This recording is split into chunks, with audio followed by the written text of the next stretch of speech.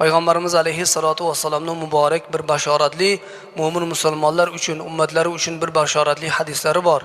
Hazrat Payg'ambar alayhissalom aytdilarki, qaysi bir musulmon erkak yoki musulmon ayol juma kunida yoki juma kechasida vafot qilsa, Alloh subhanahu va taolo o'sha bandani, ya'ni o'sha muslim va muslimani Alloh taolo qabr azobidan xalos qiladi. Alloh taologa yo'liqqunga qadar qabr azobidan Alloh taolo uni ozod qiladi degan ekanlar. Mo'min musulmonlar uchun eng katta Payg'ambar alayhissalatu vassalamning ulug' bashoratlaridan biri mana bu hadisdagi aytilgan qaysi bir insoniki agar juma kunida vafot qilsa, kunduzi bo'ladimi, kechasimi, bu ba'zi ulamolarimiz aytgan ekanlarki, husnul xotimani belgisi degan ekanlar. Ya'ni xotimasi chiroyli bo'lishligini belgisi juma kuni yoki kechasida vafot qilishlik degan ekanlar. Shunga yo'ygan ekanlar.